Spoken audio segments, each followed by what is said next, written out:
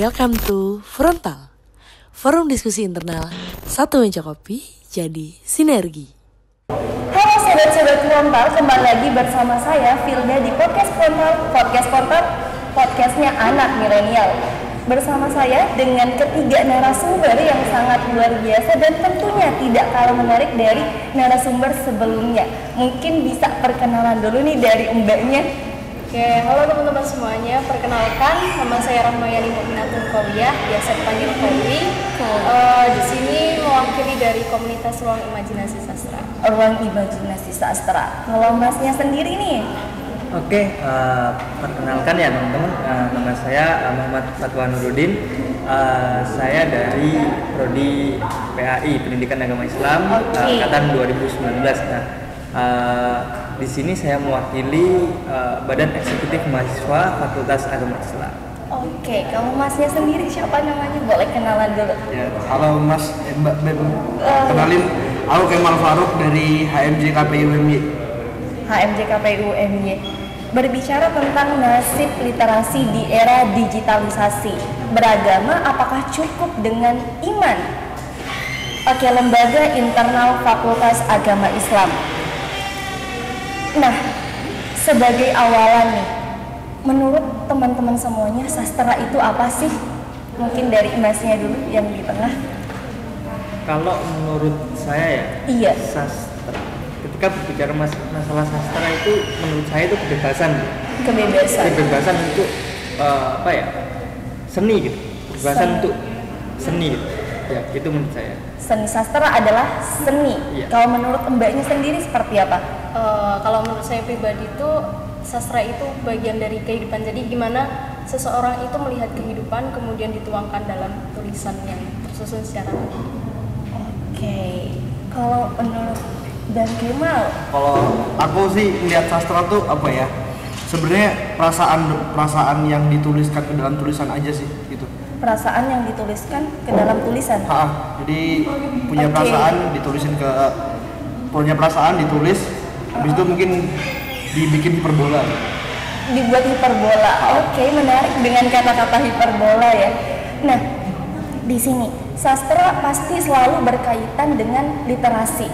Maksudnya erat kaitannya. Menurut teman-teman, kenapa sih sastra sama literasi ini erat banget kaitannya? Ada unsur apa atau bagaimanakah kenapa itu bisa terjalin dengan terikat kerat ininya? Seperti apa? Mungkin ada yang mau menjawab lebih dulu? Di sastra itu aja. Iya, dari mbaknya nih yang berkecimpung di bidang sastra ya, komunitas sastra. ya mungkin kayak yang tadi udah saya bilang sebelumnya. Kalau sastra itu kan nantinya bakal medianya itu kan tulisan gitu. Nah, sedangkan kalau kita sendiri itu mengenal literasi itu ya kegiatan membaca dan menulis gitu. Tapi sebenarnya literasi itu nggak sebatas membaca sama menulis aja, tapi bagaimana akhirnya ketika kita membaca sesuatu itu kita paham apa maknanya gitu. Jadi itulah mengapa sastra itu berkaitan sama literasi itu tadi. Itu dalam kegiatan menulis dan membaca itu. Oke, siap. Kalau dari Mas Fatwa? Kalau menurut saya, mengapa kok yang namanya sastra itu selalu bergandeng dengan literasi gitu ya? Kalau kita sekarang memaknai singkat literasi sendiri gitu ya, kan literasi itu nggak cuma menulis, membaca, ataupun mendengar gitu, bahkan lebih gitu kan. Nah, ya, mengapa kok sastra itu dikaitkan dengan itu? Karena kedua hal tersebut harus berkesinambungan gitu. Yang namanya sastra itu pasti pengungkapannya dengan literasi gitu. Sebagian besar menurut saya gitu. Iya. Nah, mungkin begitu. Jika sastra itu tidak bisa diungkapkan, maka menurut saya itu bukan sebuah sastra gitu menurut saya. Berarti sastra ini dituangkan dengan cara literasi. Iya, intinya makanya hubungannya sangat erat ya. Menurut Bang Kemal sendiri seperti apa? Kalau aku pribadi ngeliat sastra, kenapa harus ada literasinya? Karena menurutku sastra itu ada batasannya. Sastra ada batasannya. Aduh, Ya, menarik. jadi Gimana? maksudnya gini, kita ngomongin sastra memang bebas untuk berekspresi. Tapi menurutku sastra itu ada batasan-batasan tertentu yang diperkuat dengan literasi.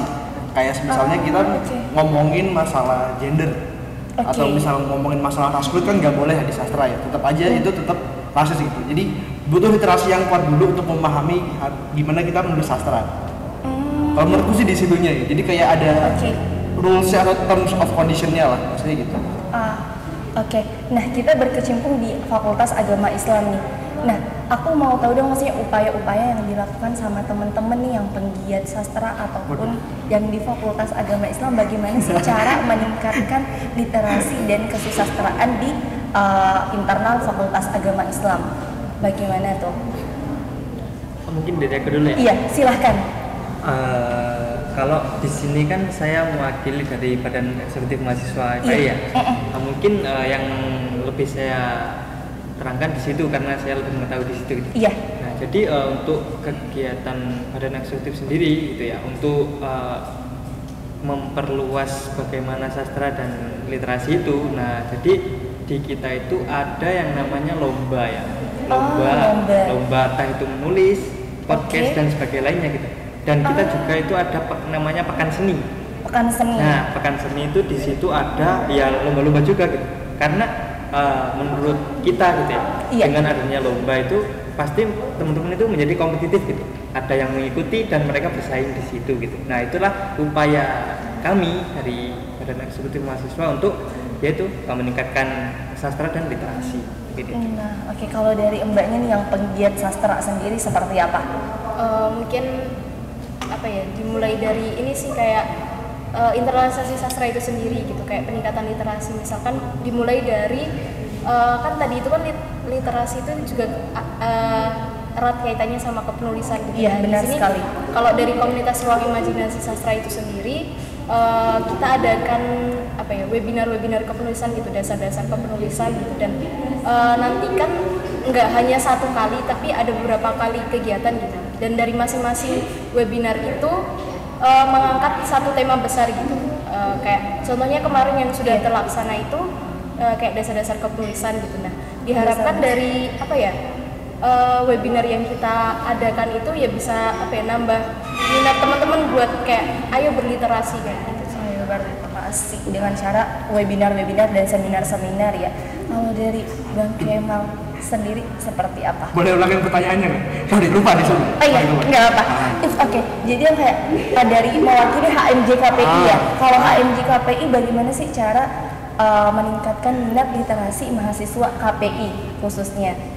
Minat literasi ya. Kalau ngomongin minat literasi itu mungkin beda treatmentnya kali ya. Iya. Kalau ngomongin literasi mungkin aku bisa bilang cukup gak stabil bisa dibilang, karena mostly anak KPI ya, anak meskipun komunikasi tapi penyiaran Islam ya, hobinya tuh nonton gitu.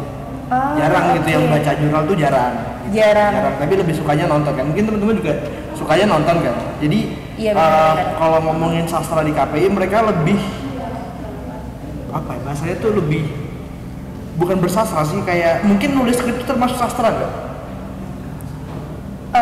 Dia maksudnya kayak ke literasi seperti ya mungkin kalau dari KPI sih lebih ke penulisan cara bikin film ya, kayak bikin copywriting dan kawan-kawan. Kalau dari KPI sih mungkin lebih ke kayak gitu kita mengajarkannya, karena kita juga ada bidang kayak jurnalistik dan kawan-kawannya, dan kita juga harus belajar copywriting, belajar bikin skrip. Jadi kalau di KPI sih lebih ke penulisan tentang audiovisual aja, filmmaker gitu.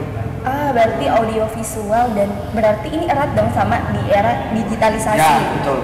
Nah, dari KPI sendiri bagaimana sih cara mengemas nih sastra atau literasi ini di era digital ini supaya anak-anak milenial tertarik untuk menonton dan mengikuti gitu perkembangan literasi gitu? Tergantung sih. Kalau aku lihat anak-anak sekarang nontonnya kebanyakan Creativox, Froyonion ataupun USS Fit ya, yang bisa dibilang pop culture banget di bidangnya. Tapi kalau ngomongin kemasan untuk berliterasi sendiri sih tetap aja back to aslinya, tetap aja kita harus bikin buku gitu, nggak boleh sekedar nonton doang. Kalau aku sih gitu. Kalau menurut Masnya bagaimana cara meningkatkan minat literasi ini di era digital ini? Maksudnya kayak upaya atau seperti apapun itu? Ketika menurut saya ini perspektif saya pribadi gitu ya. Iya, benar sekali. Mohon maaf kalau salah gitu. Iya. Ketika saya belajar psikologi gitu ya, jadi perkembangan seseorang itu dari apa ya, dari generasi Z mungkin ke generasi Alpha itu kan ya berbeda gitu. Iya, sangat Sedangkan berbeda. kita di sini kan sedang generasi Z gitu. Yep. Yang kemarin itu kalau nggak salah itu diterangkan sebetulnya anak generasi Z itu lebih suka mendengar daripada membaca gitu. Oke. Dan mungkin lebih menonton sih gitu. Ya, Menonton dan mendengar karena mereka itu terkesan mager, tapi mereka itu sangat antusias dalam meraih cita-citanya gitu. Dia itu giat sebenarnya, tapi dia itu mager. Oke. Gitu. Nah, mungkin dari situ ya bisa kita antisipasi dengan ya mengemas hal tersebut gitu. Kan berliterasi nggak hanya nulis jurnal tuh. Iya, bisa benar jadi sekali. nulis puisi. Iya, oke. Dan sebagainya lainnya. Nah, mungkin bisa tuh kita adakan sesuatu yang mungkin itu lebih menjurus kepada apa yang disukai oleh mereka gitu. Kalau kamu memang sukanya tulis puisi, ya udah tulis aja puisi gitu. Jadi ketika kita memberikan pembelajaran pada orang gitu, sukai dulu apa yang akan kamu lakukan, jangan terpaksa begitu. Nanti lama-lama pasti suka kok. Oke, kalau menurut Mbaknya sendiri, bagaimana sih caranya di era digitalisasi ini agar teman-teman semuanya yang menonton ini bisa tergerak untuk meningkatkan minat literasinya, khususnya di kesusastraan? Mungkin kalau misalkan berbicara terkait gimana meningkatkan minat, kan itu sebenarnya kalau menurut saya pribadi itu kembali ke diri masing-masing juga gitu kan. Iya. Kayak kita nggak bisa memaksa seseorang buat suka ini gitu kan. Nah, makanya di komunitas ruang imajinasi sastra itu juga tadi tuh berbekal dari webinar-webinar yang misalkan di webinar yang kedua nanti bakal kita adakan tentang puisi, kemudian yang selanjutnya cerpen. Jadi semua minat teman-teman tuh terwadahi gitu. Misalkan dia yang suka puisi, ya udah akhirnya ikut webinar yang tentang puisi. Nah, nanti akhirnya setelah webinar itu kita adakan juga kayak kelas-kelas kecil gitu. Jadi kayak buat memantau sejauh mana teman-teman itu mengembangkan minat mereka gitu kan. Nah, karena ya itu tadi mungkin udah disebut sama Mas Fatwa juga. Iya. Ya kalau dia suka nanti bakal ya udah dia memang nggak suka tentang itu, nggak mungkin bisa dipaksakan juga gitu. Jadi kalau menurut saya itu ya kembali ke kesukaan mereka masing-masing gitu. Berarti kayak balik lagi ya, mereka harus mengetahui mereka lebih suka bidang literasi yang mana, sastra bidang apa. Nah, kita Fakultas Agama Islam nih ya, masih kayak kita itu kayak identik dengan dakwah nggak sih? Ya kayak Fakultas Agama Islam, kalau misalkan ada yang di agama Islam, pendidikan agama Islam lah, ekonomi syariah, KPI, komunikasi penyiaran, pasti itu berhubungan dengan dakwah. Nah, melihat dakwah atau perkembangan dakwah di era digitalisasi sekarang ini, menurut teman-teman semuanya nih, media yang paling tepat untuk menyalurkan dakwah dan khususnya kita yang milenials ini, bagaimana sih biar kita ini bisa berdakwah di era yang sekarang ini dan tentunya bisa menarik mahasiswa-mahasiswa lainnya atau milenials yang lainnya. Medianya tuh apa sih yang paling tepat untuk sekarang ini? Ya, siapa yang mau jawab duluan nih? Iya, oke, silakan. Ini dulu kan saya. Iya. Gini. Iya, gimana? Gini ya, kenapa kok saya sangat tertarik gitu ya ketika membahas masalah dakwah gitu? Oke. Karena menurut saya pribadi gitu ya, untuk saat ini gitu di era milenial ini banyak orang yang salah dalam mengartikan dakwah. Oke, menarik. Kebanyakan orang berdakwah itu ya identik dengan agama, identik dengan di atas mimbar, identik dengan Al-Quran gitu. Padahal ketika kita tarik lagi gitu, apa artinya berdakwah gitu? Berdakwah itu artinya kan mengajak, da'ayat da'u mengajak gitu kan. Iya, benar sekali. Jadi menurut saya pribadi gitu ya, media apa atau bagaimana untuk eksistensi berdakwah pada saat ini itu ya apa yang kamu bisa, ya itu lakukanlah gitu, tekuni gitu. Toh gini loh, kita mengajak orang baik gitu, untuk berbuat baik itu kan nggak harus kita menjadi ahli surga dulu gitu. Iya, benar sekali. Kita bisa, kalau sedikit hadis mengatakan kan, kalau kamu tidak bisa berbicara yang baik maka kamu diam saja gitu. diamlah gitu. Nah menurut saya itu ya dakwah yang terbaik yaitu mengajak seseorang dengan apa yang kita bisa gitu. Kalau kita bisa fotografi nih ya, ya udah kita fotografi, kita kasih caption tuh yang bagus. Nah mungkin dari hal tersebut menurut saya itu lebih bisa apa ya, menarik seorang daripada kita berdiri di atas mimbar dan berbicara 1 jam gitu. Kadang orang itu mengantuk gitu. Iya. Mungkin itu sih menurut saya. Jadi simpelnya itu gini loh. Lakukan apa yang kamu bisa dan ajaklah seseorang melalui keahlianmu di situ gitu. Intinya bisa menyebarkan positif ya, maksudnya bisa berdampak baik dan orang-orang yang suka dengan itu bisa termotivasi untuk tetap melanjutkan itunya. Menurut dari Bang Kemang sendiri seperti apa tuh medianya yang paling tepat apa? Kalau aku pribadi tadi aku apa ya? Setuju juga sama fatwa kalau misalnya berdakwah itu kan kita mengajak ya. Mengajak tuh nilai-nilai Islam kan banyak tuh. Kayak dari kerapihan, habis itu cara kita berbicara dan kawan-kawannya. Pokoknya yang tentang soft skill ataupun tentang manner-manner yang ada di bumi ini tuh kan tentang kerapihan dan apa-apa tuh kan ada di Islam gitu kan. Nah kalau menurutku aku pribadi di yang milenial balik ke topik tadi ya, semua platform menurutku masuk kok karena kita ambil semua platform ya, aku nggak sebut membrandingkan sebuah platform. Kita ambil contoh Spotify dulu. Hanan Ataki sukses di podcastnya. Terus di Noise aplikasi podcast juga.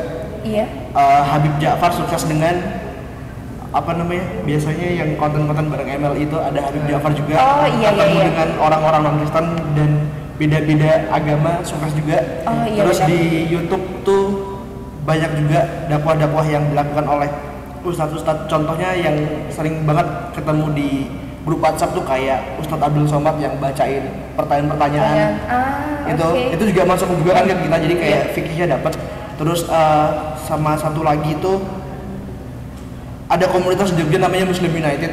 Karena dakwah dan lain-lain. Jadi menurutku semua platform dakwah itu ada segmennya masing-masing dan semuanya bisa dilakukan. Balik lagi kalau keumuran kita back to preference masing-masing, sukanya yang mana. Tapi kalau aku pribadi suruh milih, aku lebih suka yang dengerin aja. Jadi aku lebih suka podcast yang isi dakwah gitu. Entah itu Hanan Ataki ngobrol ataupun Habib Ja'far yang ngobrol, aku suka. Menarik sih. Kalau dari Mbaknya sendiri seperti apa?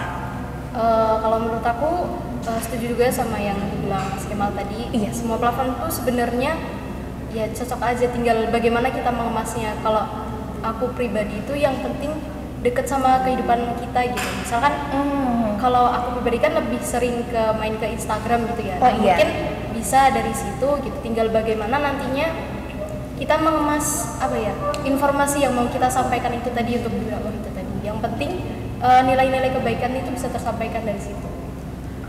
Aku nambahin boleh?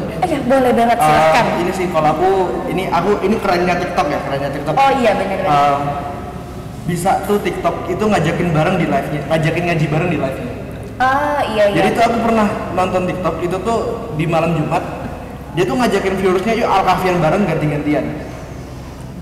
Berarti kayak sistemnya ada. Jadi ada yang mulai duluan ngaji beberapa ayat, ada yang mau ngaji nggak, diajakin live bareng, ngaji bareng. Berarti jadi itu ganti-gantian gitu. Kayaknya saya pernah lewat FYP saya. Jadinya harus online gitu loh. Jadi menurut itu platform yang cukup bagus ketika kita mau ya ibaratnya mensiarkan agama Islam ya, ataupun memberikan hal-hal yang bersifat positive vibes ya. Sekarang anak muda kan sukanya bacanya positive vibes ya. Positif. Bahasanya keren seperti itu. Kalau kita ngomongin bahasa berdakwah tuh di otak mereka tuh udah kayak aduh agamis banget gitu kan. Jadi kita mungkin bahasanya kita ubah ya, kayak yuk kita nyebarin positive vibes bareng-bareng gitu. Nah itu anak-anak muda bakal lebih seneng gitu dengan bahasa-bahasa yang kayak gitu. Menurutku sih kayak gitu sih. Jadi kita kalau ngomongin masalah berdakwah, kita mungkin mencoba ngikutin tren, kita aplikasiin aja gitu. Kayaknya kita udah lumayan lama ya membahas tentang ini, dan kayaknya teman-teman sudah mendapat poin-poin pentingnya dari pembahasan kita kali ini. Terakhir kalinya closing statement dari masing-masing kakak ini. Mungkin dari Mbaknya dulu deh. Mungkin sebenarnya itu tadi literasi itu kan nggak hanya tentang bagaimana kita bisa membaca ataupun menulis, tapi gimana akhirnya dari literasi itu kita mampu memahami gitu, mampu membaca sekitar gitu, lingkungan sekitar kita gitu. Dan untuk memajukan literasi itu sendiri sepertinya kayak perlu dimulai dari diri kita sendiri gitu. Nah, kayak kalau kita misalkan mau ngajak orang lain, ya seharusnya kita dulu membuat diri kita untuk berubah dulu gitu. Misalkan kita pengen orang lain seperti apa, berarti kita harus membuat diri kita kayak yang kita mau gitu. Ya berarti kuncinya kita tahu apa yang kita suka, kita we all know yourself gitu kan. Dan ketika kita mau melakukan itu, lakukan aja gitu ya, seperti itu. Kalau dari Mas Fatwa sendiri seperti apa nih closing statement untuk teman-teman yang di rumah? Jangan berlibat kata-kata ya. Yang penting aksi nyata. Yang penting aksi nyata. Masuk. Jadi kalau closing statement dari aku ya, mungkin lakukanlah apa yang menurutmu baik. Iya. Berkembanglah sesuai dengan keahlianmu. Oke. Jangan bandingkan dirimu dengan orang lain. Oke. Karena sejatinya dirimu akan menjadi dirimu dan orang lain akan menjadi mereka di bidangnya. Mungkin itu intinya, lakukan apapun yang menurutmu baik. Jangan insecure sama orang lain gitu. Ya udah, lakukan aja gitu. Karena kamu nggak bisa membandingkan dirimu dengan orang lain gitu. Oke, siap. Quotes-nya sangat ngena sekali, khususnya saya yang sering merasa insecure ini. Aduh. Oke, dari Bang Kemal gimana closing statement? Aku nambah dari Fatwa bentar sebelum closing. Iya, oke. Aku mungkin agak bahasanya ini. Aku pernah dikasih tahu sama bapak ataupun keluarga aku lupa. Iya, gimana tuh? Menarik nih. Bahasa simpelnya tuh gini. Setiap manusia tuh diciptakan dengan cc-nya masing-masing. Oke. Jadi tuh ketika Fatwa cc-nya 125, Filda 110, apakah bakal bisa sampai 80? Bisa dong. Bisa. Sampai 80 km bisa dong. Tapi Filda motornya mungkin udah ngeden kan, udah kayak gitu kan. Tapi Fatwa masih lancar-lancar aja gitu. Jadi limit orang tuh sebenarnya bisa disamain. Tapi yang satu butuh effort yang gede, yang satu gak usah pakai effort yang gede gitu. Terus kalau closing statementnya sih ini kalau ngomongin masalah media dakwah ataupun literasi ataupun sastra, buat teman-teman yang mau berkarya, yang bisa dibilang berkarya, tulis aja dulu. Terus kalau bingung nggak punya kamera, ngobrol aja, direkam. Apa Mbak? Dimakan? Oh ya sebentar, aku makan dulu ya Mbak. Ya mungkin sambil diminum dulu, ayo silahkan diminum dulu. Jadi terus aja. Nah, habisin dulu ya Mbak. Jadi itu tadi apa sampai mana tadi ngomong, lupa kan?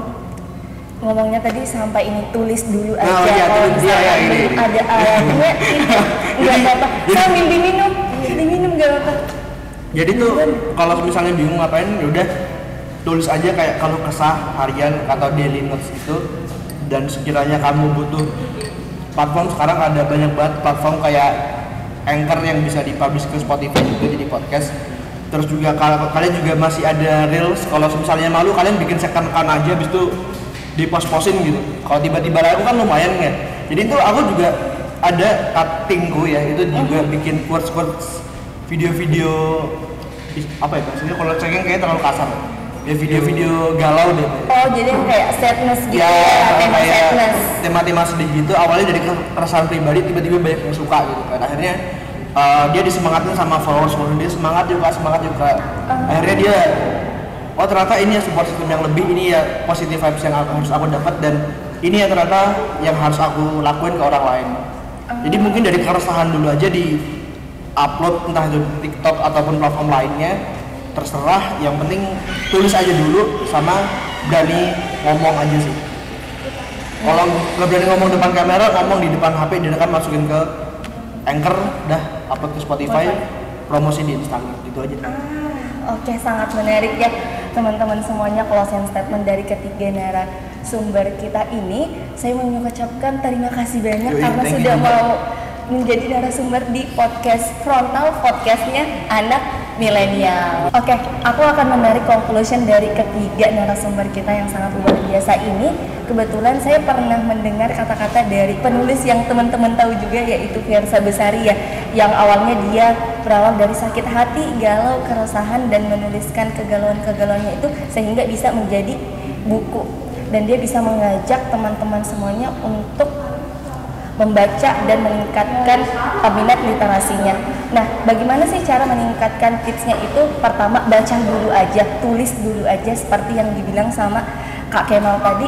Dan karena kita dari Fakultas Agama Islam dan untuk menyebarkan kebaikan, tentunya apapun yang kita bisa silahkan lakukan aja, jangan ragu untuk membagikan apapun itu, selama itu positif mari kita lakukan. Mungkin cukup sekian podcast frontal pada hari ini. Saya Firdasari pamit undur diri, sampai jumpa di episode selanjutnya. Sekian, assalamualaikum warahmatullahi wabarakatuh.